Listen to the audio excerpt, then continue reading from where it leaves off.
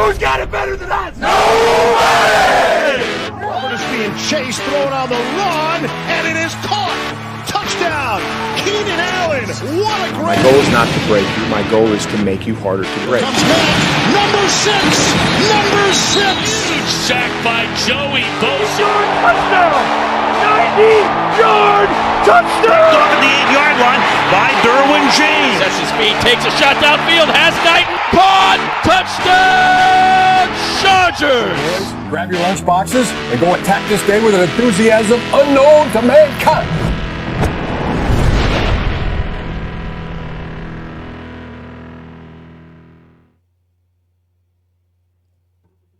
What is going on, everybody? Welcome to the Thunder Down on the Chargers podcast. It is the 2024 End of Season Roundtable, and we are here on YouTube Live for the first time. So, tune in, and thanks for joining us. Some familiar faces, of course. We're hoping we've just got a bit of technical difficulties on one end of the planet, but man, Andy, Al, Jack here with our great buddy from the US of A, Kyle D. What's happening, brother? Doing great. How you guys doing? I'm Kyle. I thought we retired it, Jack. I thought we retired it.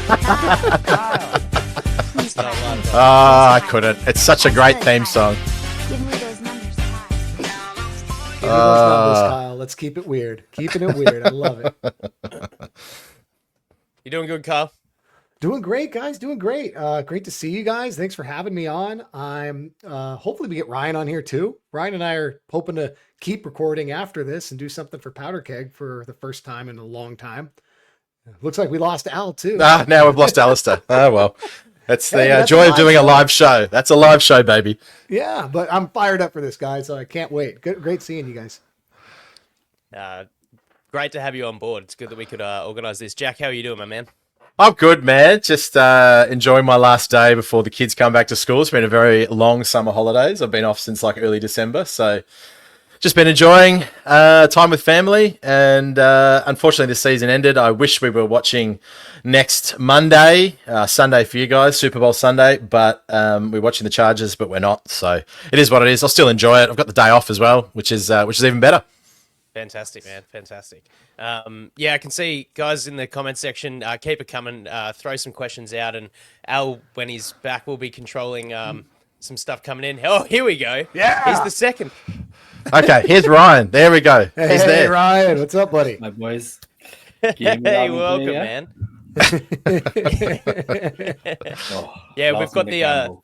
We've got the two masters of dross, as Kyle mentioned, from the Powderkeg Podcast. You might know them as well for all the tireless efforts they put into on Storm Cloud. So his face, and we're happy to get them both on our show and actually finally shoot the shit with you, because Jack name drops Ryan 50 times over the course of the season on the show, and he's a bit of a mystery of a bloke. So hey, when there is quality content and there's quality analysis, I got to give kudos to where kudos is due, man. Like Ryan's articles are something else.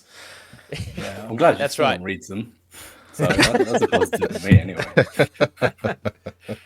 You are a teacher, always doing your citing your references well, Jack, so can't criticize you too always much. You just always make me laugh. On the show today, as I said, round table for season 2024, our first YouTube live foray. So if you're tuning in, as I said, please hit us up with questions and comments as we go. We'll be throwing some out at the boys. Jack's whipped up a little bit of a best takes draft, which I'll let him explain in further depth in due time. A bit of red light, green light. Al seems to be infatuated with the Squid Game, so he's bringing that to the table. And look, we couldn't have some international guests from either side of the two big ponds of the world without the good old Aussie quiz. So let's get it, dudes. I'll throw it over to you, Jack. Kick us off, man. Okay, so let's go. We have decided to do a 3-round little draft. And now how this is kind of set up is that it's the 2024 Bolts Best Takes draft. Now, these best takes can be positive, they can be negative, they can be something outside of the organization if you continuously make a link there. But how it's going to work is that we're going to have 15 picks, obviously. It's a snake Just It's a quickly, snake Jack. draft. Only in a Jack Reed segment could a Bolts take draft include takes not about the Bolts. I love it. I made up some rules and I'm going to play outside them. It's those links, baby. You've got to create the house and then you play outside of it. That's what you do. Create the framework and move beyond it. Anyway, The Jack Reed so what's going to happen now is I would like Kyle and Ryan to play a quick game of rock, paper, scissors, and the winner is going to pick the order of the draft. And just to let everyone know, it's a snake draft, which means that if you pick first in the first round, you're picking last in the second round, so on and so forth, okay? So Ryan and Kyle, do a quick round of rock, paper, scissors, Could this be the greatest distance between a rock, paper, scissors match ever? I don't know. I think it could be, yeah. And the lag For the as audio well. listeners, I'll give the live call. So we got Ryan, we got Carl, we got Ryan, we got Carl. Rock, paper, scissors. Here we go. All right, 1, 2, 3, shoot. Is that how we're going to do it? Yeah. Okay. Yep. All right, 1, 2, 3, shoot. Shit. Get the hand up. I can't see it. Oh, it's paper. Okay. You got me. All right, there's Ryan. Okay, Ryan, what will the order of today's 2024 TDU Best Takes draft be? All right, we're going to go Andy 1, Ooh, okay. Yep. Al 2, Who's that? Alistair? Yep. me 3, Yep. Kyle 4, and Jack with the back-to-back. Oh, perfect. That actually makes my life very easy. Awesome. Perfect. All right. So what's going to happen is I'm going to share this draft board now. Here we go. And we're going to have 2 minutes to talk about each draft pick. When you're making your draft pick, you've got 30 to 40 seconds to sort of talk about why you've taken this pick there. And then we should have about 1:30 or so to jump in with any questions or any analysis. So it's pretty quick. But listen, if we're just a little bit longer than the timer, that's okay as well. And to let everyone know, the third round is a speed round as well. So there won't be too much discourse there. Are there any questions from anyone there? No, sir. No, Let's rock ready it. to go. Okie dokie. All right. So, Andy, you have the pick number 1 in the TDU. I'll say it one more time. 2024 Best Takes Draft. What are you taking, my man? I've been enamored by him all year. I can't veer away from getting on Lad McConkey and pumping his tires. I'm not a big one for controversial takes, but I think I might finish this one with a bit of that. So obviously rookie season, I think he kept the Chargers offense out of a lot of trouble in the wake of losing Keenan Allen and Mike Williams during the offseason. Fans were torn about losing who could have been a would-be Charger for life, route-running superstar, missed a third down, Keenan Allen. But this second-round draft pick out of Georgia took to Justin Herbert's offense like a fish to water, surpassed Keenan's rookie receiving records, and became number 10's Mr. Reliable, and showed an ability to beat zone, beat man coverage, his own crisp route running, yards after catch ability, and getting open in a way that only some know how. So from his breakout game against New Orleans in Week 8 through to the 197-yard game in the playoff loss to Houston, McConkey put together 11 straight games over 50 receiving yards, tallied 6 of his 8 total touchdowns, and completed 13 of 15 contested catches on the year.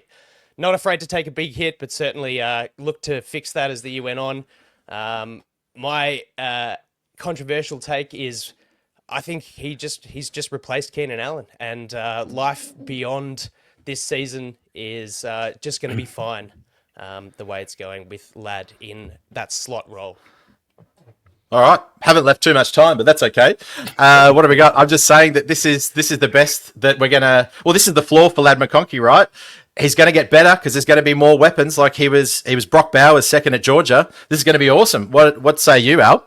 Yeah, I agree. So if the take is Lad McConkey has made Keenan Allen an afterthought, I totally agree. I haven't missed that, I'm going to say, nearly obese receiver for the Bears at all.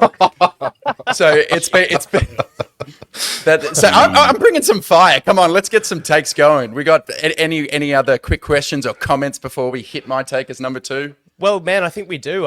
Eric Vols has commented, do you think Herbert has a tendency to gravitate to the only wide receiver he has trust in? I think that's a really valuable, or really important question, because we know that Herbert has operated as a guy that trusts his receiver and goes to the guy he trusts. So I think he does have a tendency, Eric. I'm hoping that as this offense grows and builds, and the vibe around the game planning with Greg Roman, I'm hoping that changes. But certainly as this year went on, he put a lot of weight on a rookie, and it came good. So hopefully he doesn't have to just have a tendency to trust, but hey, it happened and it worked.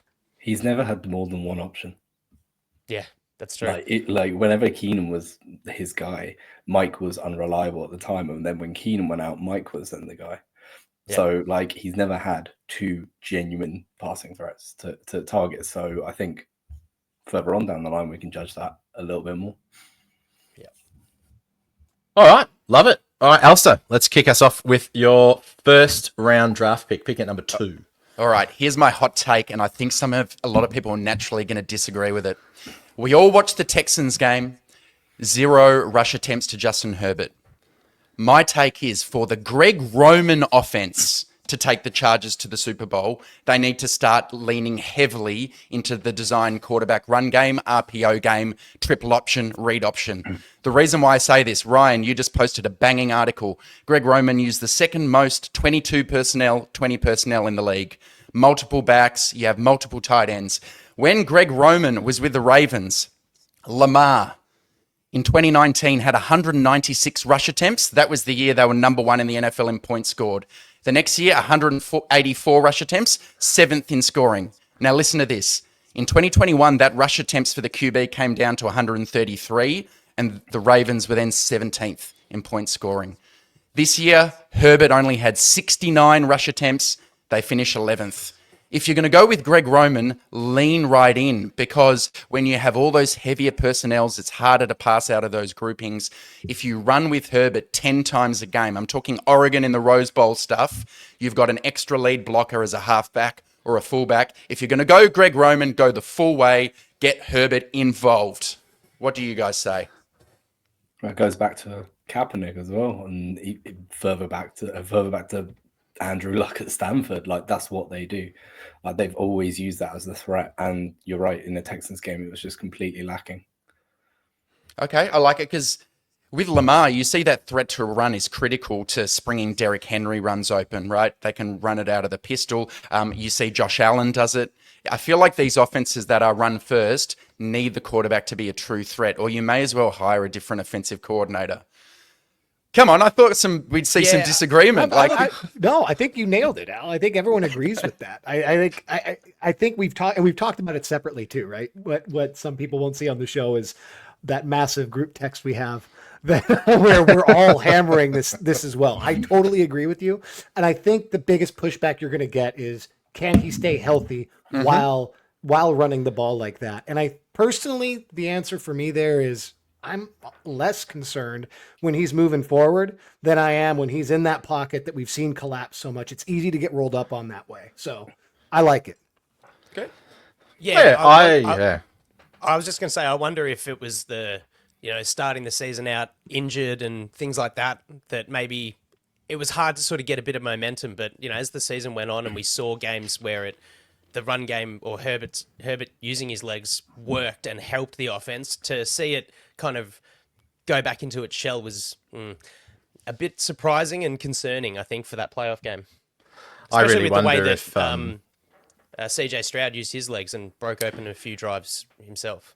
I really wonder if D'Amico Ryans just completely bamboozled Herbert at the line of scrimmage as well, and he had no clue or no option. It was just in his face all the time. Pick number 1 for Ryan. Pick at number 3. What is your best take in round 1? So I've rated my takes as the Nando's spice levels. If any of you have ever been to England. A cheeky Nando's. Cheeky Nando's. You probably love your Nando's. I know. So I'm starting off with lemon and herb, the lightest you can go.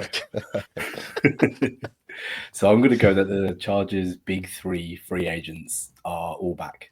So that on defense. So that's Khalil Mack, Poona Ford, and Elijah Molden.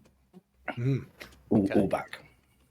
I think the response to that hinges on the value of Poona Ford, and I think there's a wide range. And Kyle, I'll set you up, buddy, because you look at guys who've played at his level.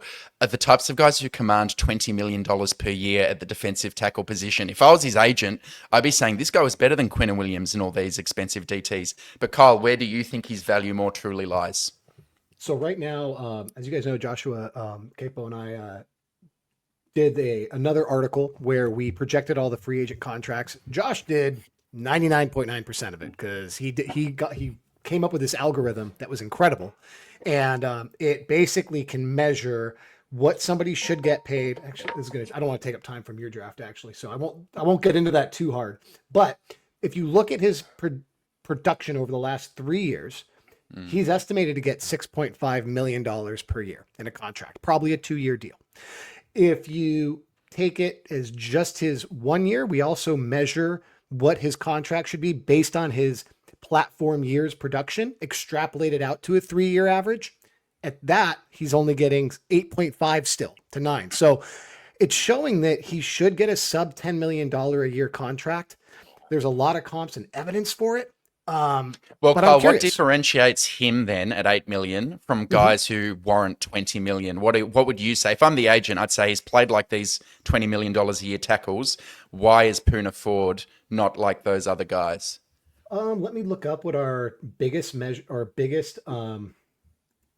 when we measure this out, we ran correlations between we ran all the stats in a correlation formula to see which stats correlate the most at each position to getting paid. And then we take the top 3 or 4 and we use them to come up with the data. For defensive tackles, it's pressure rate, hurries, pass rush grades, sacks, and pass rush percentage wins. And then those are all weighted to some way that, based on how much they correlate. So Poona Ford, if I type him in right now, we can come back to this too if you'd like, if this is taking up time from our draft. But I was just going to say, while you're doing that, I was going to say that probably his last year at Buffalo would have really knocked his value. He didn't see the field. Like from literally week 8, he was a healthy scratch, which is just absolutely insane looking back at it, but it does affect his future. Okay. Yeah. So you have a look, Kyle, but like on Ryan's actual take, I think all 3 of those guys will be back personally. So I think it's a good take myself. That's why it's a lemon and herb. Yeah. Yeah. And I think we all, I don't think we all agree regardless of the price point, right? I think if he signs for 12 or 15 million, we're all going to say, well, if that's what they value him at, let's roll with it. But like you said, Al, you're happy up until 20 million, probably. Just interested. I saw ESPN had him at 5. So ESPN had him at 5. Wow, that is hot. Think about Morgan Fox. Morgan Fox, we all thought was going to get a lot more. Then he comes back for 2 years, $4 million a year because he had been cut by the Panthers before. Either way, I just want to hear more of Jack saying Poona. Poona! We need Poona. All right. Kyle, well, you can kind of lead into if you wanted to continue on your take there, but you have pick number 4 in the best takes. There's some seriously good stuff for me picking back to back. That's all I can say at 5 and 6. I'm very, very excited. Kyle, what have you got to pick number 4? 2 key positions. What's it at 5 and 6, Jack? I do. So, fellas, a lot of times when you're drafting, you're not only worried about what's on the board, you're worried about who you're drafting against. And right now, I have Jack lined up to go back-to-back behind me. So I got to take my big boy take off the board. I can't let him take it from me. So we're going to shift things around on my draft board. And my first take is going to be, in an off-season of pure brilliance, the biggest and maybe only mistake that Joe Ortiz made was not dealing Trey Pipkins. Ryan's ears are burning right now because he's heard this way too much. And he's like, God damn it, we're resurrecting the 2024 take. But he should have dealt Trey Pipkins last year. Moving him to guard was a missed opportunity to trade for additional draft capital. It would have freed up almost $4 million in cap last year. We would have taken the dead cap then and would have saved an additional 2.5 in 2025. And it would have given Sawyer more opportunities to develop. To make matters worse, it was pretty predictable, I think, to everybody on this pod and all of our listeners listening right now and watching, that Trey was going to destroy his trade value at guard. And now the there's no denying, I think, that he's got to be a cap casualty. I don't think anyone's going to trade for him at this point because of the year he had. And we also have the missed opportunity of Tom Telesco, who is the GM that would have valued him higher than anybody else in the league, is no longer a general manager, which we should have capitalized when he was there, when the opportunity was present, but we didn't. So that would be my biggest take, I believe. Just to push back on that, do you think there's any chance that the fact that he had a full year at guard, where I would say he was just about an average, below average to average starter who'd never played the position, could make him more attractive because he can play right tackle, and now in a pinch he's got the reps at guard? I don't personally. Do you think he played close to average at guard? Because I feel like he was just a liability and showed that it's not a matter of his technique or anything that can be developed upon. And I'm sure that can get better too, but he just doesn't have the functional strength to be an interior offensive lineman in my mind. No, I 100% agree there. I just don't think Pipkins has the body. He is athletic enough to perhaps get to the second level and block, but I just don't think he's got the leverage. I just don't think he has the power. At tackle, he was okay at right tackle for a while, but I just don't see where this guy fits in, to be honest. Allegiance, and I want you to know, I love Ortiz and thought he did a bang-up job as well. This was the one little thing that I did not like. Well, there we go. There we go. Yeah. And who's got that one there? Ortiz's biggest whiff. Have you got that one, Andy? Yeah, I've seen that. Biggest whiff was not drafting a center and drafting a Boygby in the 4th round. Jackal. Yes. Thank you so much. Thank you so much. I was rammed through the mud. My name was cursed for saying, why did we draft Justin Aboigby? And I said I didn't like him. Hasn't seen the field yet, so the jury is still out on that. But thank you so much. I agree. We should have drafted a center, perhaps. We just got to say to the listeners, don't validate Jack. You'll never hear the level. You can just saw the level of excitement. The level of excitement is just crazy. I am the greatest. All right, I'm going back to back, and I can't believe that some of these are still on the board. My first and most safe take and the most powerful take, I think, is the Harbaugh hire. How have we not mentioned him? It's been a very long time in any of my professional sporting teams, other than perhaps Liverpool with Jurgen Klopp, that I've had someone of his esteemed nature take the reins, and I think it's just super exciting to where we go in the next 2 to 3 years. If this is the bar, which is 10 wins, 11 wins, which is the low bar, I'm super excited to see what's happening in the next couple of years. Alistair, anything to say on Harbaugh? What's your biggest kind of attaboy Harbaugh boy?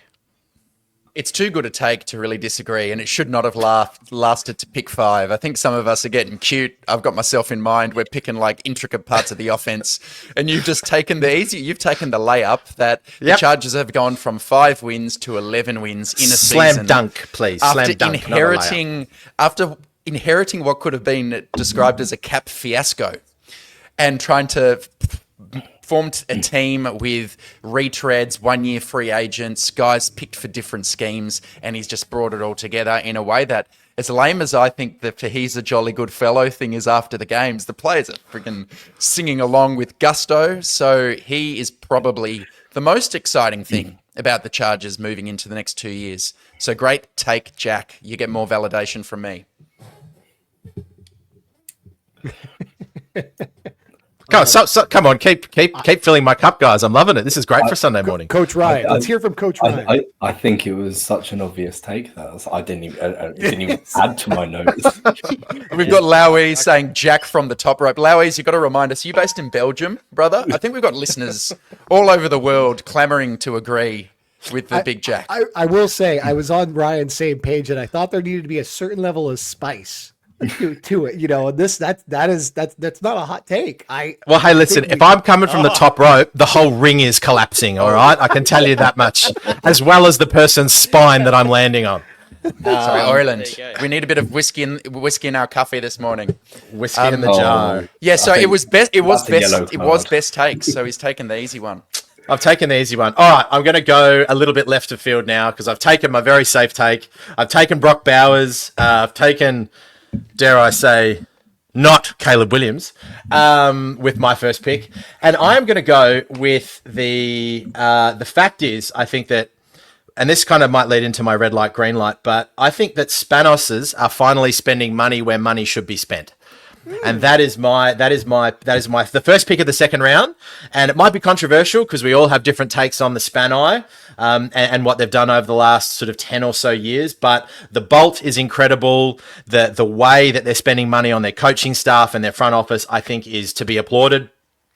I think, Kyle, you're in that area. You've seen the move from San Diego to LA. How are you feeling as sort of like a Californian? We don't know whether are the Rams bigger? Are the Bolts bigger? What say you? And how do you feel about the Spanos perhaps finally spending the money that the Chargers deserve? It's really bittersweet, Jack. It's really bittersweet because as a San Diego guy, it's hard to see them make these moves now. When they could have, when they were in San Diego, or could have shown a little more commitment to spending, at least maybe building their own stadium. But hey, that's neither here nor there. I said when Jim Harbaugh got hired that there was going to be no talk of cheap and no talk of them not spending, because they did. They went out and did it, and it's incredible. And they're showing that they're committed to putting a better product on the field, which is great. So I love this take, Jack. This is one of my favorites because, Eric, you're hurting my feelings now. That's not kind. That is not kind, because you know that there's some Padres-Dodgers drama right now, and we don't need that. Yeah. But Eric just firing shots from the East Coast, New York area. He's like, boom, boom, drop a grenade.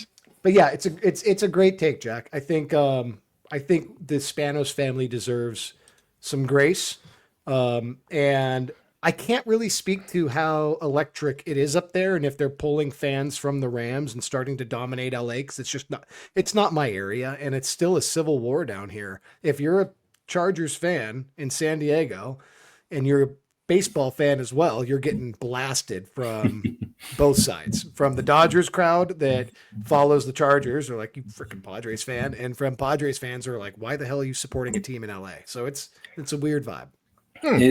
It's interesting for me, and I'm far, far away from all of this, but with the Spano, they're now considered okay owners because of the Harbaugh move, A, and B, because of the entirety of the rest of the NFL, like ridiculously bad owners rising even further into towards the abyss, because there are some horrendously bad owners, like the one closest to the UK, Shad Khan, showing his absolute worth.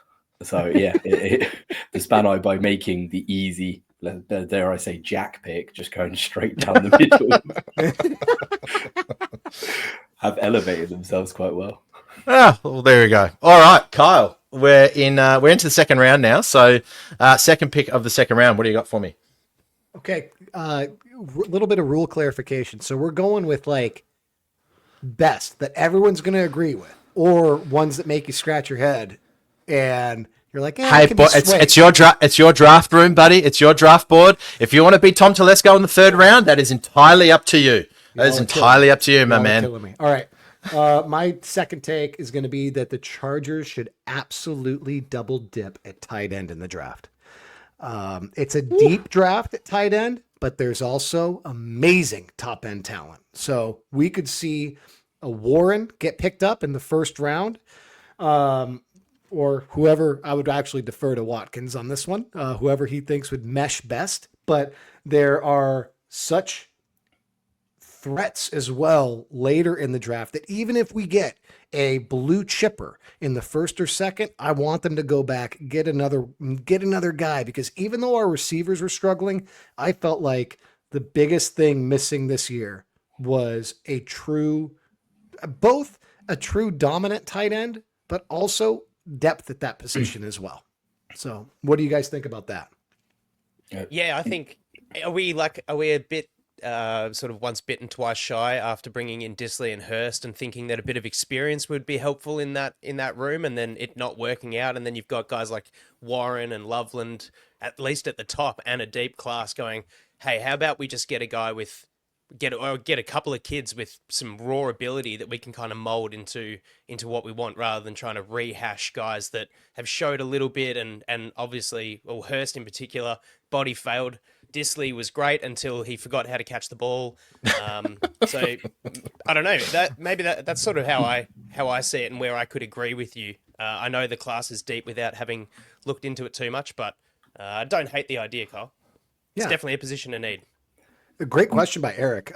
Would you still want to double dip if we don't get Warren or Loveland? I haven't gone into the draft class enough yet, but another take, somebody could steal this, could be, was it a good idea to double dip at wide receiver in the 7th? I still think that was a good procedural idea. And I wouldn't be upset if we double dipped in day 3 at tight end, and just to see what we could get there. Even if one of them gets stashed on the in the practice squad, which, as we've talked about, if you get waived in the 7th round, you are going to end up on your practice squad. So it's not a big deal. I think it's a smart strategy, but mainly also because Roman's system requires the basis of his playbook is 21 personnel. So there's heavy tight ends, but the Chargers have 2 under contract, if I'm right. So we've got Disley and Smart. I think they're 2 viable tight ends within the, I don't know, practice squad members, whether they're under contract still. Hurst is gone. He should be cut if he's not gone already. But we need a H-back. That is the big one that I'd say and also I don't know if you guys have looked at the free agent market for tight end. I've got it up now, Ryan. I'll read them out. It's horrible. Do you think any of these guys could do that H-back role? The 4 key free agent tight ends: Juwan Johnson from the Saints, Mike Gesicki from various places, Tyler Conklin from the Jets, Zach Ertz, who's at Methuselah's age at this point of his career, but playing all right for the Commanders. None of those guys come close to playing a H-back. You're looking at an Isaiah Likely type, really hyper athletic guys. And if you look at the RAS scores coming out of the last few classes at tight end, they are ridiculous. Like every single time someone tests, it feels like there's a new 9.99.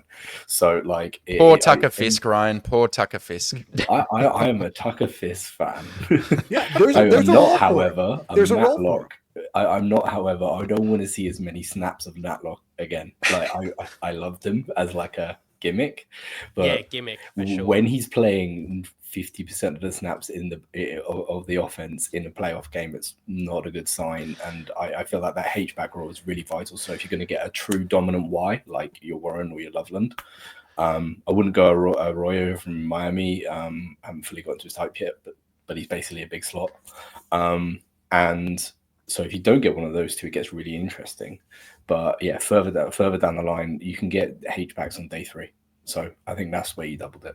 So Ryan, I'm just putting your draft pick is Tucker Fisk is the guy. That's what I'm putting. That's what I hear from there. So I before we get into that pick, Ryan, I just think there needs to be some athleticism in that tight end room. We haven't had it for a long time. I wouldn't call Hunter Henry the most athletic. Let's go back to the Gates days, dare I say, and have this guy that can do all sorts of stuff and route running. Ryan, what do we got? What do we got in your second round? Okay, we're gonna ramp it up a little bit. I'm gonna go that Josh Sweat will be wearing powder blue next season. Ooh. Yeah. Wow, way. So it's types for me. So we're gonna have Thule on the other side, and the big thing for me is that it's got to be speed.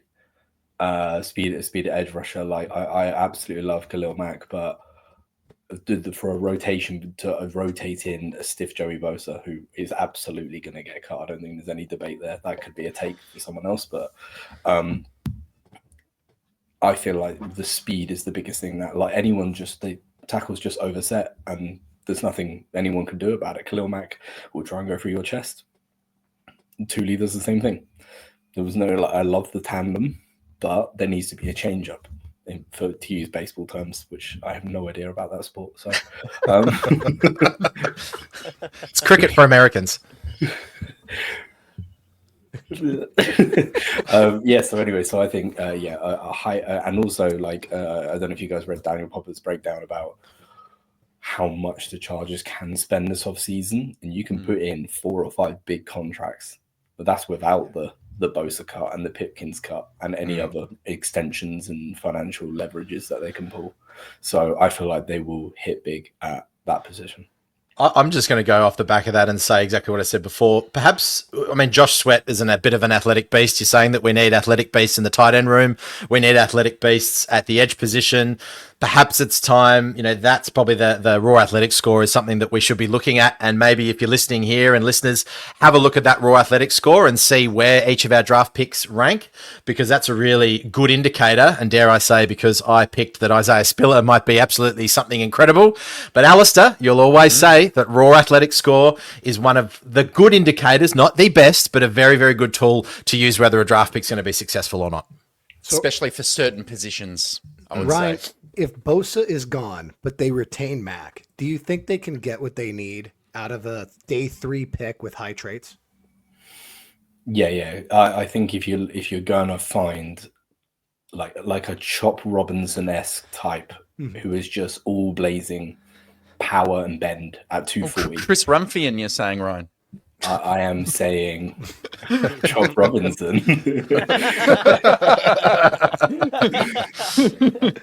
Look, I think the biggest thing is that you're now seeing these lighter edges go so high because of their flexibility to cover even just a little bit. Yeah. You saw Thule this year, and I still think he's going to go up a level next year in terms of his pass coverage. He's actually genuinely a very good coverage guy. He did it a little bit at USC, but not nearly to the levels he's been asked to do it. First under Staley and then now under Minter. So I feel like those 240 guys. I mean, who did the Vikings take in the first round from Alabama? Dallas Turner, right? They traded a silly amount from him, like way too much, but he started to add that value at the end of the season because of his athleticism at such a light size. So I feel like if they did bring Mac back and have Thule, they still need that third guy, but they could get him later on. Love it. Nice. I agree. It'd be awesome to see Sweat in the Powder Blues. Alistair, let's go. Almost at the bottom of the second round. Yeah, all right. The last longer take before our speed round 3. Here's my second take.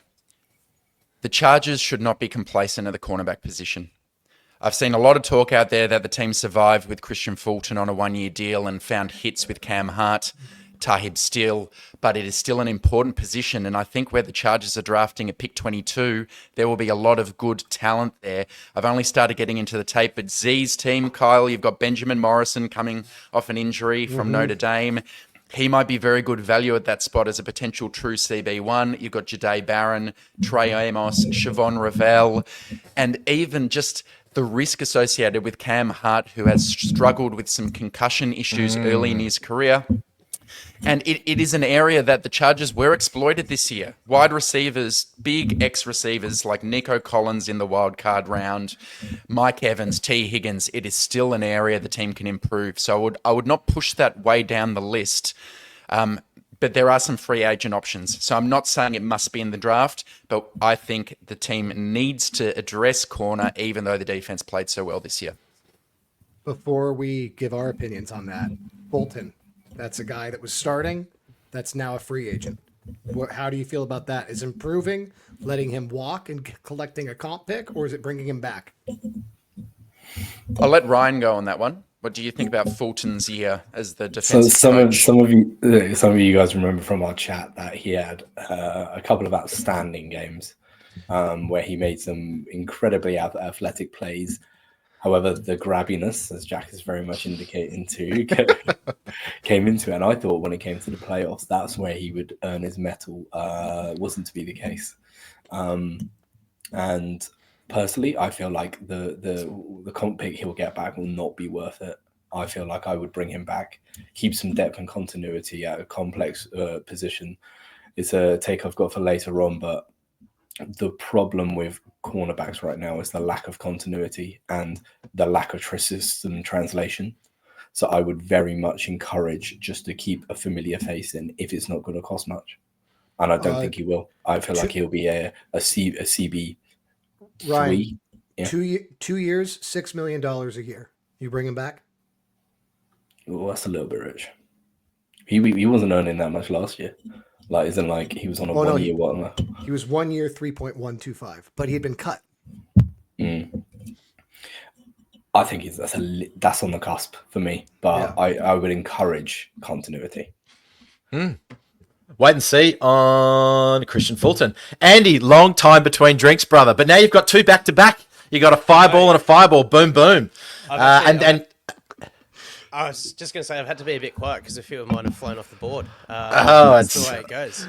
So you've got the full liquor here because this is at the bottom of the second, so we can chat about it as well. And then we go straight into your speed round. Okay.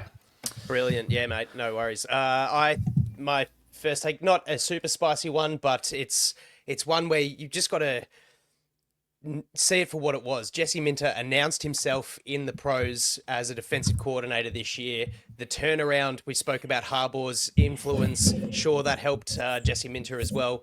The defense finished first in scoring, 11th in yards allowed.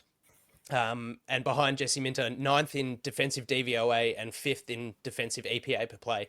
For context, from Staley's defense last year, in 2023, the team was 24th in EPA, improving by 0.073 over the course of one season. So it's a true testament to the simplicity and efficiency of Minter's defensive scheme when you're rolling out fresh free agents on the interior of the defensive line, rookies playing cornerback, quite amazing. However, over that stretch of playing some decent offenses, there was some exposure to the team the defensive unit not quite being there. So there's still work to be done, but I think Jesse Minter definitely announced himself as a premier defensive coordinator with the cattle that he had. So very love impressed. Any thoughts on that, guys? Disagreements otherwise? When you said announcing himself as a premier DC, I was wondering if you meant he has no plans on going to head coach just yet. No, but I think he made it clear this year that it wasn't like looking for a one and done, and I think it would have been, the league is probably quite cautious of that.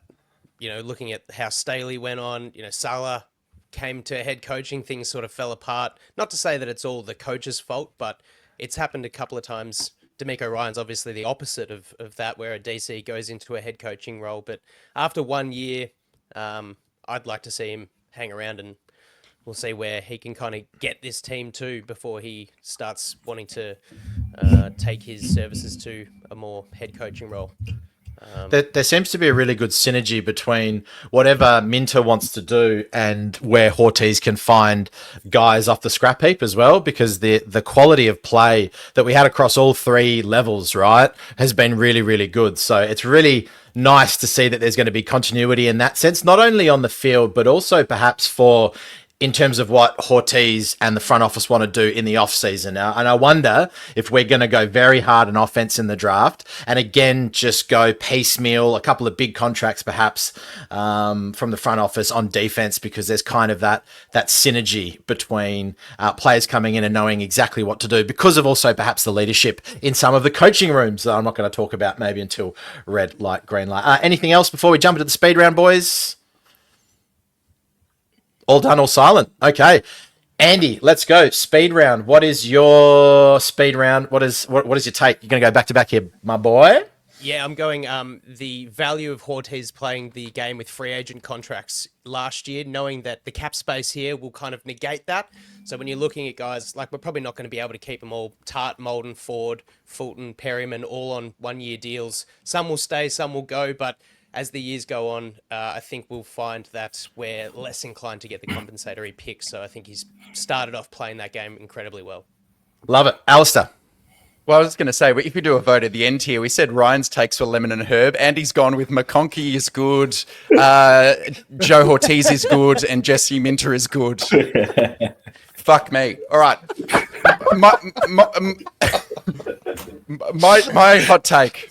If you were to force me to choose between keeping Joey Bosa or re-signing Keenan Allen, which I've heard a lot of people talk about, I'm a loyalist. I would look at extending Bosa in a way that finds him to remain a Charger, because he loves the city. He still offers value as an edge setter, played quite well in the wildcard round against the Texans, and Keenan would eat up some of those snaps McConkey takes from the slot, which is where Keenan best operates at this point of the career. I'm not saying I would do either of those, but if you made me choose, I'm not forgiving Keenan for leaving the team. You're only saying Unbelievable. that because you're Okay. still wearing a 97 Bolts jersey. I don't And I want to return keep this. being able to wear And it. you're a tight ass and you don't want it to mean nothing. Ryan, what is your third round pick? So it's not my original take, but I think that the Chargers are going to trade for DK Metcalf. I want T Higgins like Raiders want to be relevant, but the opportunity cost of Metcalf at 10 million for a single season, obviously you have a comp pick beyond that, but also just how much sense it makes. Sanjay Lau's relationship with him. The Seahawks have just hired a really run-heavy offensive coordinator. And also it just makes so much sense overall. And also Diane Henry posting that little cheeky picture with working out with DK Metcalf. So I feel like it's leaning towards happening. I see it. That man is an absolute Adonis. He had a six-packet when he was birthed out of the womb, I think. Kyle, your last pick of the 3-round draft. I got to be so careful with how I word this. I would say that the person that is more important to the sustained success of the Chargers between Justin Herbert and Jim Harbaugh is currently Jim Harbaugh. And if one had to go, it would end up being Justin Herbert before Jim Harbaugh. We were waiting for that. There we go. I love it. Spicy meatball. And you've also left it to the last, which means no one can really respond. So we'll leave it to the comments. That's an interesting one. My last one to round out the draft, and this is something to do with food. The only reason why we won 10 plus games this year is because there was a pizza oven at the Bolt. When you eat pizza, you're happy. And when you eat pizza, you win games. Well done, Spanos. Well done, Wolfgang Puck. Everyone loves eating pizza. So that is including me. That is my last take. And so that ends the... I hope everyone enjoyed that, by the way, for this listening. It's gone a little longer than we expected, but that's great because I think there was some good stuff there. You can see on the screen there, and we'd love if... hold on, I'll just continue. I'll finish it at the Bolt. There we go. Listeners, do a quick recap. Chime in with who you think had the best draft. I don't think Kyle's winning. I don't think I'm going to win. Yeah, no. Oh, but we covered a lot there. We covered free agency, we covered front office, we covered contracts, we covered some games. Let us know in the comments, guys. We've got Alex Instore. Hey, brother. Getting the nails across for Kyle. Oh, that's good fun. All right, that does it. Thanks, guys. That was really good fun. We might post this up on our socials as well, so people can have a look. We post it on X, and we can go from there. Andy, I'll hand it back over to you. Yeah, mate. Well, look, I don't know who won. I think there's some great points across, some way spicier takes and some safer takes. That's just how it goes. It is the round table. It is the covering of season 2024. So I guess we've got to cover all those little tidbits here and there. But we'll move along to red light, green light. We have developed a few statements each about the Chargers or the NFL. We're going to go around the horn and shoot our statements at one person in particular. If I ask Ryan, you just say green light if you agree with the question or red light if you disagree. So I'm going to let Al start off. Okay. And we'll just go from there. So if you get asked a question, you just hand over and ask the next one. Okay. Let's go. Jack, you're in the firing line. Hey, Okay. Jack. The refs do not favour the Chiefs. People are seeing an NFL conspiracy where none exists. I have just the person in me that is just sort of critical and factual. I'd have to say green light, because to have that big of a conspiracy with that many people involved in it would be unbelievable. It's Brady. It's winners win. Winners get the calls. Winners just win. So I'm going to say green light on that one. I love it, Jack. And if you subscribe to too many conspiracy theories before too long, you're doing the "my heart goes out to you" gesture. Yeah, it is. Okay, I'm going to shoot one off to Kyle. And this is an interesting one as an American, the only American on this podcast. The NFL playoff system is flawed and does not allow the best teams to compete. And average teams continue to make the playoffs, meaning mostly poor viewing. It needs changing. What say you? Red light, green light? The NFL system? The NFL playoffs? Yes. I like the system right now. I'd give that a red light. Good. Yeah, I'd give that a red light. I'm interested. I want to hear more about that take from you, though, Jack. That's what I'd love to. You say too many teams? He means the Bengals should have made the playoffs. Are you getting it like? Are you getting it like the wild card system, the home field advantage of teams that are in shit divisions winning the division, getting Correct. a home game doesn't work. Correct. Yeah, it's kind of like if you're in a weak division, and depending on you can still make the playoffs, whereas far better teams in stronger divisions don't. I see that as a bit of an equity thing. It should just be the seeding should just be based off the best win-loss record over the course of the season, and even if you win the NFC South with a 9-8 record, you're not guaranteed a playoff spot. I kind of have that because all of a sudden the Chargers find themselves in possibly the most or the best coached division in football, and possibly one of the strongest in the next couple of years. So we'll see what happens. I would change that to yellow light based on what Andy said. I don't think they need to change how many teams get in, but I think the seeding could be changed for sure. Okay. Yeah, based on record. Oh, great call. Ireland firing off the rugby union. Cop that. McCall never offside piss for off. the All Blacks. Cop that, Jack. Cop that. Richie McCall was one of the best captains of any team ever. I will not take that slander. That is disgraceful. Apparently it was a cheat. Aren't you guys from Australia? I have to make a statement now, right? It goes to whoever gets it passed to. Okay, so I'm sending this one to Al since he's a lawyer. I think the NFL needs to be as transparent with the CBA, with the NFLRA, that's the NFL Referees Association, building off of Andy's take, as they are with the NFLPA. If you look at the NFLPA's CBA, that's available and online. So why isn't the CBA with the NFL Referees Association online for all to read? That's where I think disclosure agreements, NDAs could possibly be, factored in if we're talking about conspiracy theories. Okay.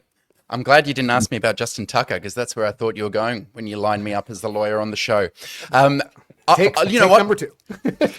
Transparency in good governance is a important thing. So I think I greenlight that take. If you're going to have transparency of certain key documents, the one that guides the referees should also be put up. Good take. All right. I'll throw one to you, Ryan. You're the defensive coach on the show, brother. You're the coach on the show, the only coach, even though Jack thinks he is. All right. Coaches love to say, it isn't about the X's and O's, it's about the Jimmies and the Joes. That's BS. The X's and O's are, in fact, critically important. I was very much Team Greenlight until this season.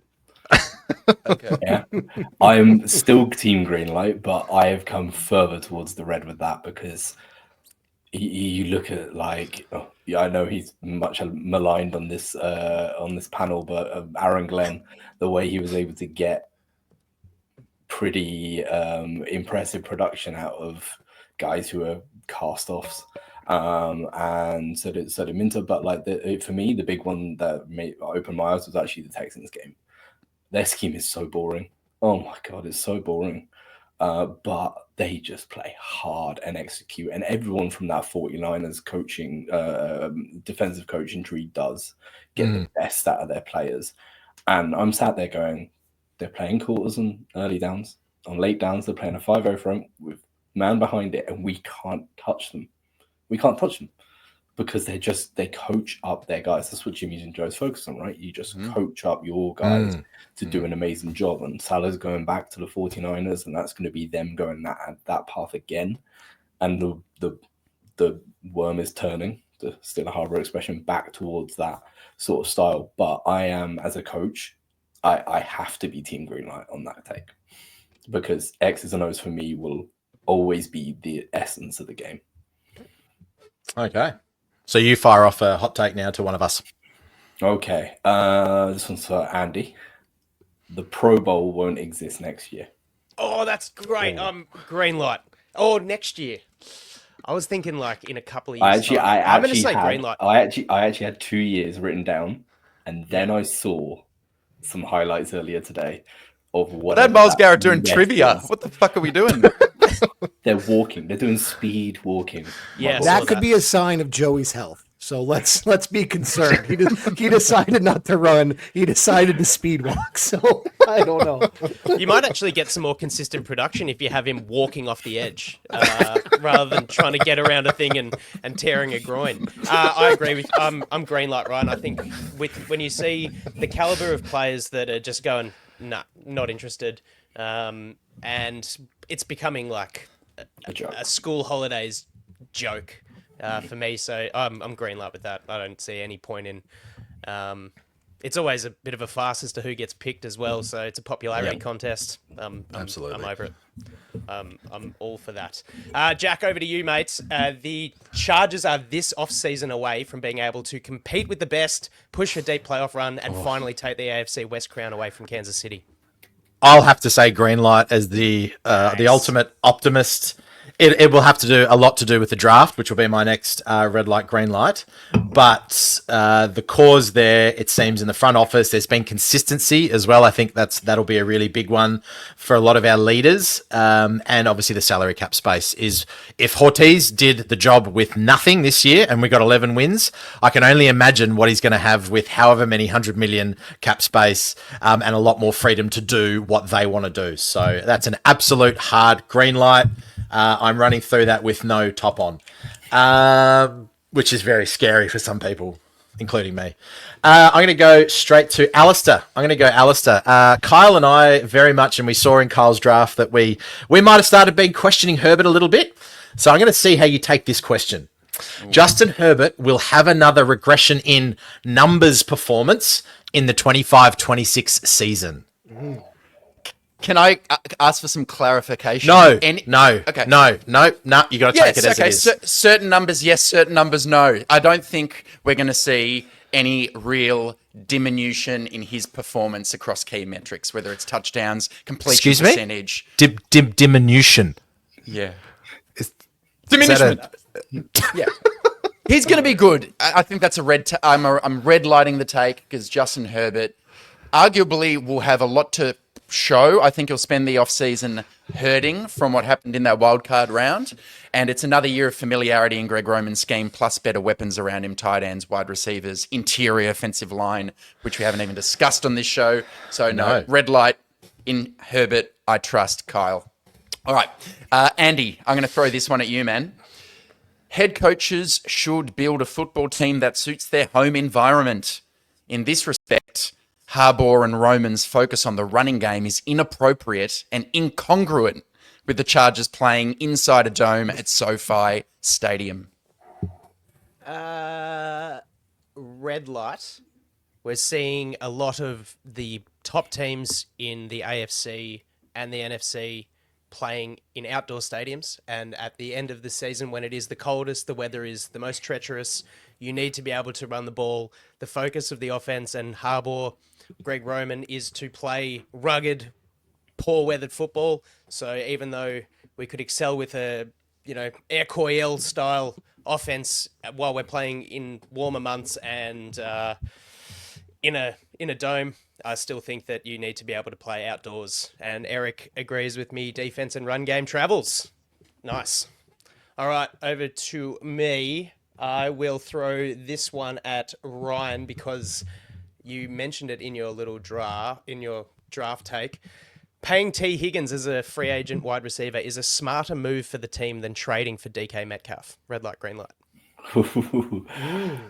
I have to say red light. I want T. Higgins. That's the guy that I think suits the Chargers in immensely more ways. However, the long-term impact of that contract compared to what DK Metcalf opportunity cost is right now, I think outweighs it. And this is coming from a coach perspective. I would really much rather have T. Higgins, but process is everything when it comes to team building, and trading probably averages out at probably a third rounder for DK Metcalf, maybe even actually late pick in 22nd, probably second rounder and like get some change back. But you pay that, you get 10 million, you get to decide in 1 year if he's a fit for your team going forward, and you can have an extension on the table when he signs, which is probably what he's going to want.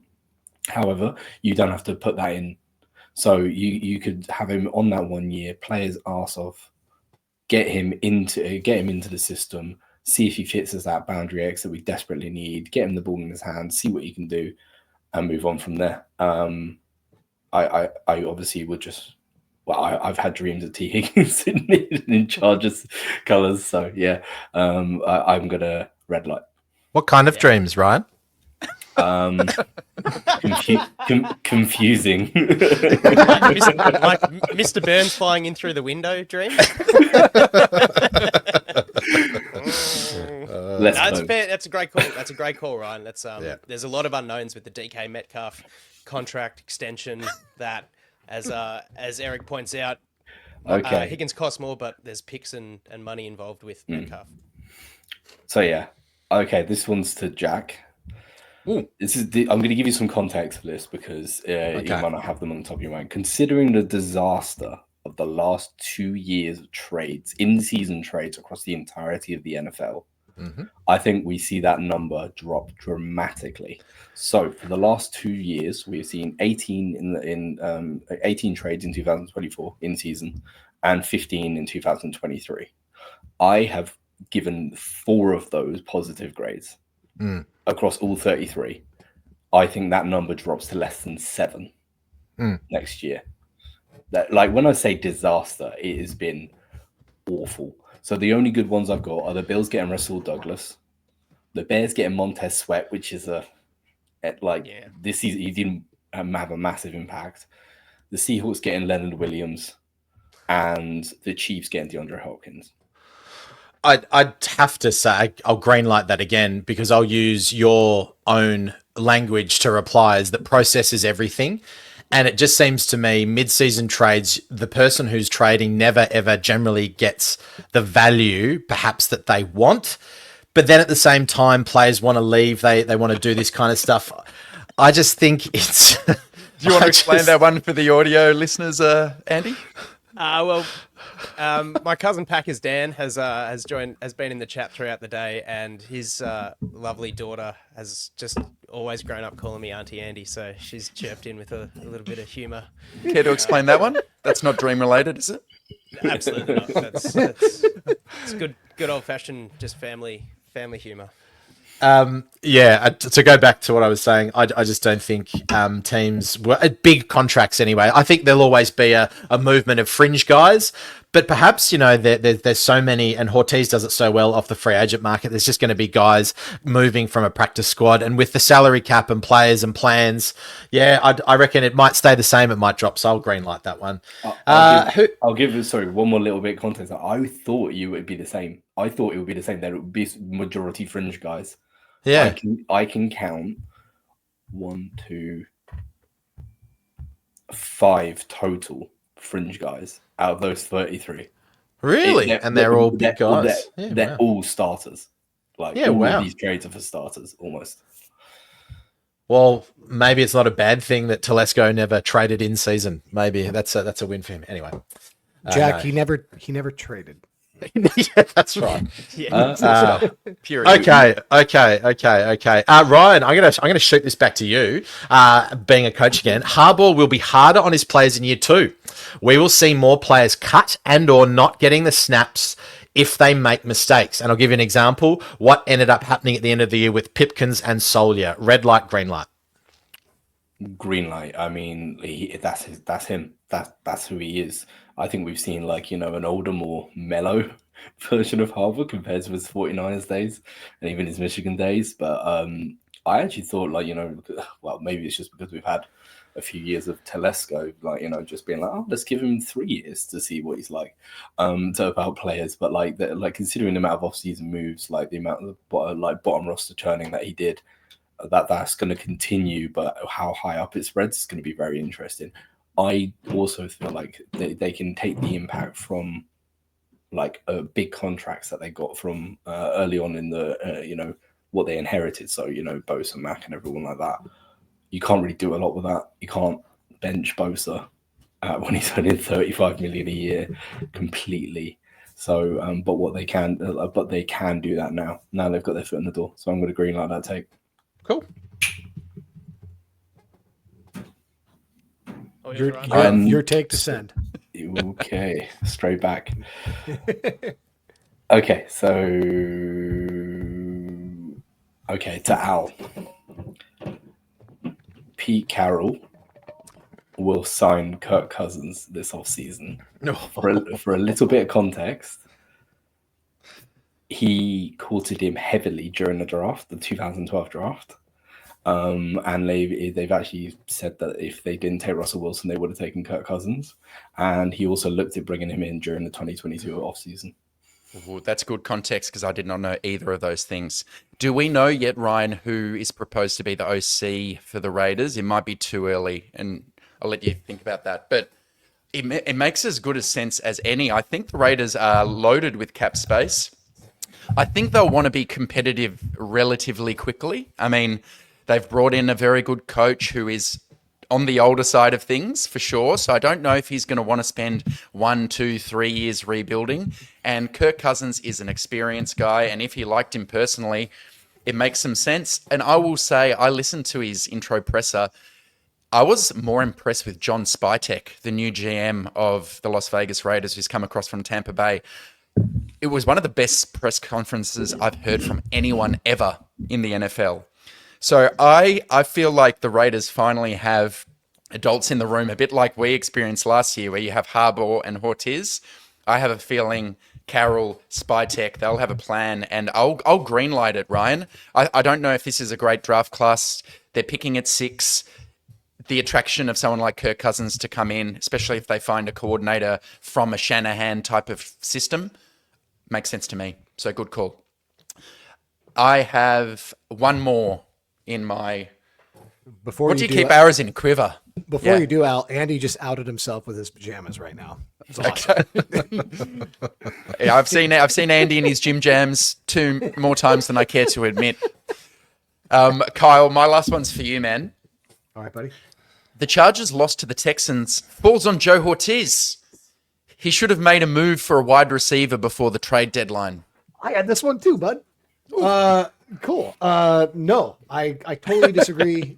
Well, actually, let me give that a yellow light, because my take, Al, was going to be the Chargers would have won against the Texans if they had made that trade, but they wouldn't have made it to the conference championship. It would not have gotten them to the promised land. We would have had the same result. It would have just been a week later.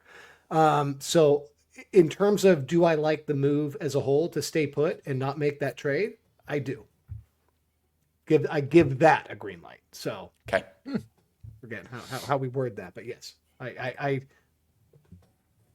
red light then. Sorry, you said that the take was red light. It's yes. Exactly. I'm with Eric that even with a great wide receiver, and at the time I was actually pitching that we should focus on tight end, not wide receiver. But even if we made one or both of those moves, that our interior offensive line would have still been such a problem that Herbert would have ran into the same issues. And you can't get an interior offensive lineman in the midseason. That's not available. So I will send that to, let me see, where do we want to go with this one? Okay, Ryan, I'm going to pepper you again, buddy, because you and I talked about this during the draft last year. If you remember, I said there's been enough talent that's fallen because of this run on tackles and quarterbacks that the Chargers should trade their 2025 first for a high second that year to go ahead and grab a Zach Frazier, a JPJ, or one of those stud defensive, I think there was like a stud defensive lineman, and Kool-Aid was there when we were talking about it. So the take in particular would be the Chargers should have traded their 2025 first for Zach Frazier or JPJ to get that stud center last year. I am going to go red light Red light. because hindsight's 2020. Yeah, first of all, you didn't know Zach Frazier was going to be as good as he would be, and we would therefore be looking at our first pick being 55 this year. Mm-hmm. So if we're not picking till 55, we can't make any trades with our first 2 picks, because then you're not going to be picking until the 80s. And you'd also be out on interior offensive line, like, star interior offensive line and big tight ends. So I think, again, this has afforded the ability to look back on it a year later. But I think the process was right. Now we look back at it. I'm still not convinced about Jackson Powers-Johnson. I mean, he's a guard, first of all, right now. He's not snapping the ball. And Zach Fraser, I think he's right for the Steelers system. Would he be a good fit, leading, like where he has to completely control that interior? That'll be a question I'm not going to be able to answer without looking at a lot of Steelers film. I love it. Right on. Okay, I actually had my next take for you, Kyle. So this is a general NFL thing, but Howie Roseman is the best executive of the modern football era. And that's including, obviously, Veach and Belichick. Because Veach and Belichick had Belichick and Andy Reid. Howie Roseman has got 3 Super Bowls with Doug Peterson. Let's see, process further down the line. And Nick Sirianni, who I'm not sure he even is allowed in team meetings. Oh, man, that's a great question. And I would have to go with yes. I would actually give the runner-up might be to Snead. He has a smaller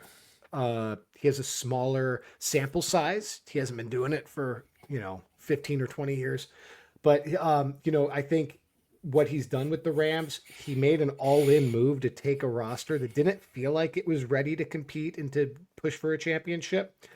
And then he traded Goff away, brought in Stafford for one of the most mutually beneficial trades we've seen, and won a Super Bowl. But most importantly, after that, really navigated the fallout from that very well. Kept them competitive through compensatory picks and everything like that in the following years. I thought they were going to be one of the biggest Super Bowl hangover teams you could ask for, but he would be second or third. I still think Roseman would take first right now. I think building on that, Ryan, nothing shows me that Joe can't elevate to that level. Well said. Let's see. That was solid. Let's go with Andy. Keenan Allen, because this was kind of what I think you talked about as one of your takes. Keenan Allen's return shouldn't be a given with the emergence of Ladd.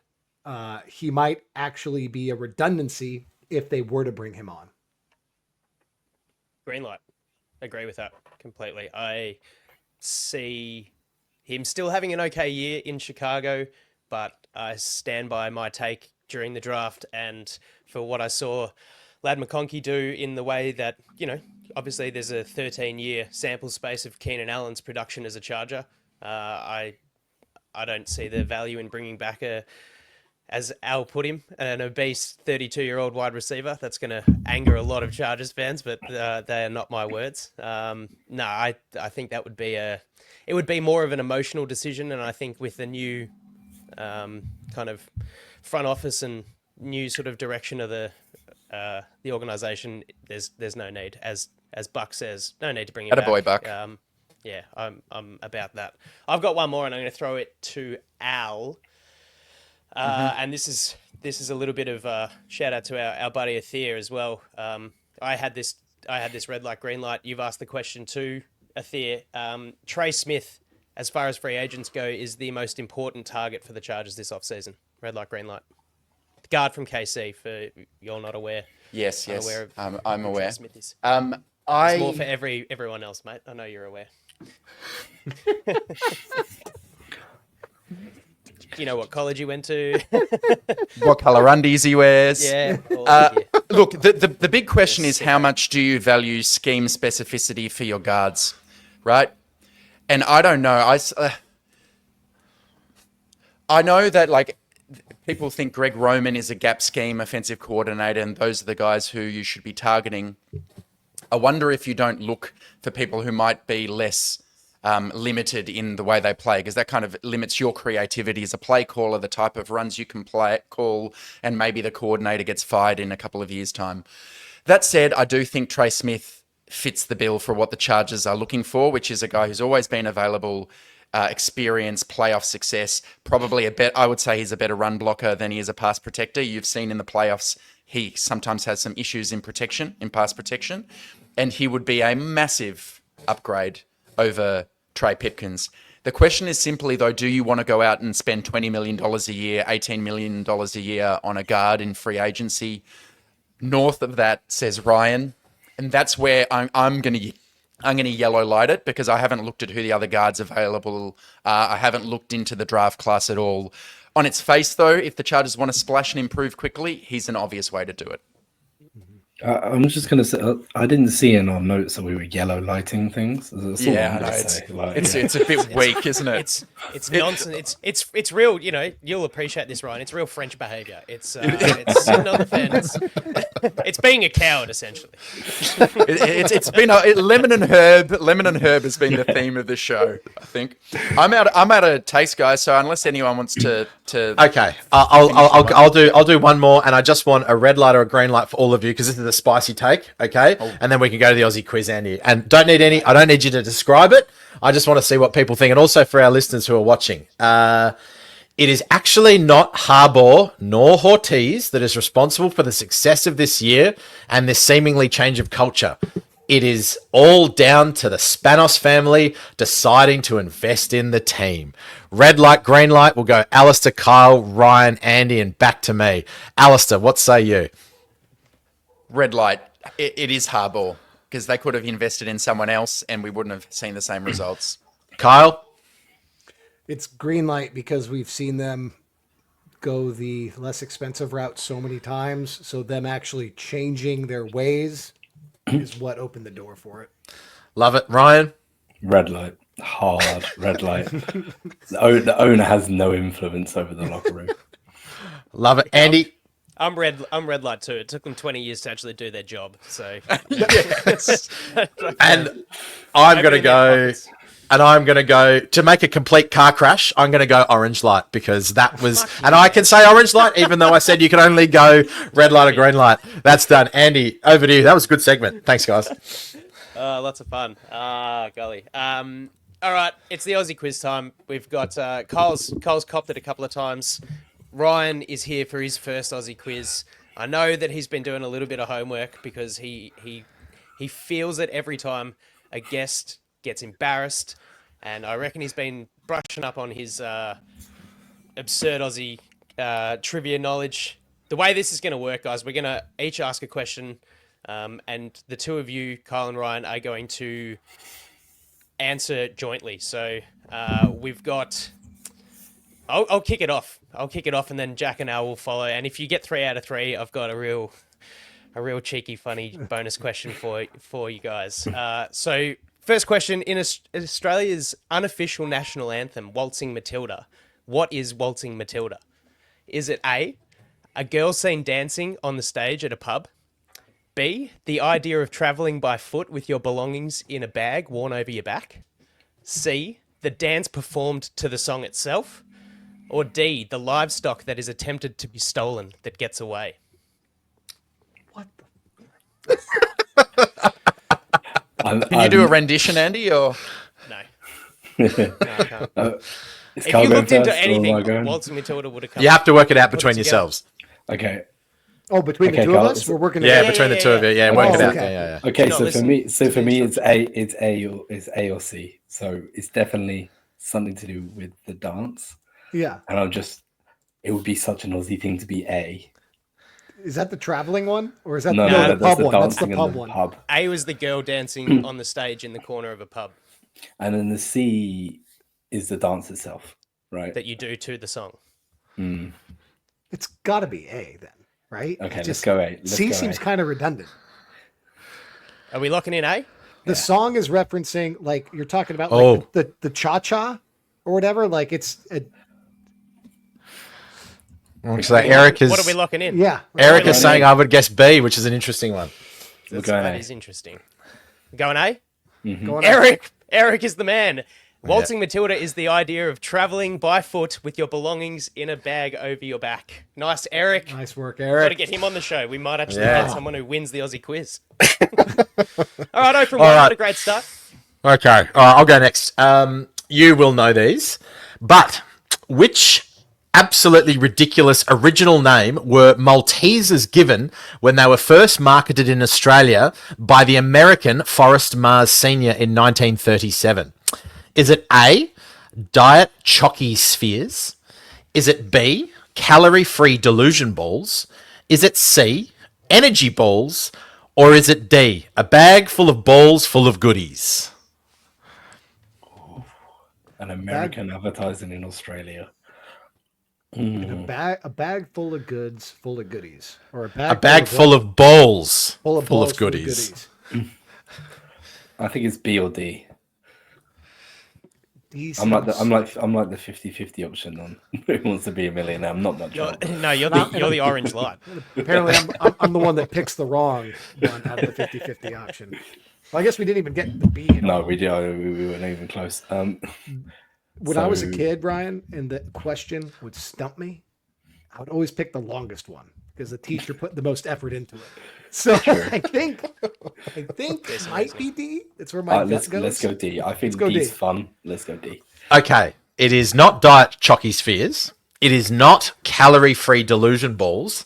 And it is not, unfortunately, a bag full of balls full of goodies. They were marketed as energy balls. And they were marketed towards ladies who were looking to lose weight as a health food. So there you go. Typical American marketing chocolate as a health food. So shots fired. I don't really mean that. It's just a bit of fun. Unfortunately, it was C, energy balls. It's so hard not to make political jokes right now, but I shouldn't make political jokes because it's a hotbed in America right now. So yeah. All right. It's been a lemon and herb show, so we end with a lemon and herb straight up question. And if you've done any research, this has to be one you could definitely get. Australia's total population, what is it? Which figure is closest? A, 10 million, B, 30 million, C, 50 million, or D, 70 million people in this country? Jesus age. In this great southern land, 10, 30, 50, or 70. Ryan, I see you typing away on Google. None of that. It's like, where can I get hands these up. energy balls? Where can I get energy balls? Oh. I'll let you do the 50-50 work this time. I've not been good at it. I'd say between 30 and 50 would be my gut. My yeah, gut same. is 30. It's a pretty big country. Yeah, but there's No, like it's nothing. not. There's nothing in the middle. You all just just trying hang to out throw on the you. coast. You liars. It's just kangaroos in the middle. For example, Alright. I can't believe I didn't look at the population stats because I know that 80% of Australia lives on the coast. So, like, Yeah. yeah, maybe that helps us. I'm gonna go 30. I think 30. Yeah, that's where I'm leaning to. Okay, we're going. 30. And we end with a correct answer. Yes. Well done. Ding, ding, Amazing. ding, ding, ding, One from ding. It's three. about That's almost 27 mil. There you go. Nice. Al's always going to throw in the soft one. He's like, I always feel bad, burning these people's vibe. Well done, boys. 1 out of 3 is better than 0 out of 3. Good on your buck, Eric, getting a couple right there. Guys, heck of a fun show having you guys on. Yeah, it was awesome. Got to do it more when we can make the time differences work. And thanks for everyone involved with the YouTube live comments. It was a fun experience for us doing this for the first time. So I dare say we'll be back at it. Maybe we'll get some draft day live behavior going this year. We'll see how we go. But look, as far as it goes for TDU, we're going to take the rest of Feb off. We'll get back into the studio at the beginning of March, what the Chargers should do in free agency and the off-season plan. So, like I said, unless there's anything to add from you guys, heck of fun. Thanks to everyone who joined in. And, that was Thanks great for fun, joining, guys. Good to Hey, no recap worries. the Awesome. show in such a fun way. So, And TDU crew, if you guys are taking February off, think so. Yeah. Yeah. That works great for us because Ryan and I are going to relaunch Powderkeg. So we're talking about potentially doing a show after this if Ryan still feels Ryan's on the boys are on the morning coffee. Ryan is on the late end of things. Get those energy balls out, boys. We'll see. But we're going to dive into some off-season content for everybody. Start previewing the free agencies or outgoing free agents incoming. And so tune in, guys. Looking forward to seeing you all. Yeah. Thank you boys so much. Powderkeg back. So that was awesome. It was awesome to move the chat that we all have into real life, and it was even better than I thought. Just as chaotic. I love it. Yeah. Thanks, boys. That's right. All right, guys. Thanks, fellas. Enjoy the month off, and we'll get stuck into some tape dogging, and we'll see you guys soon. See you guys. Bye.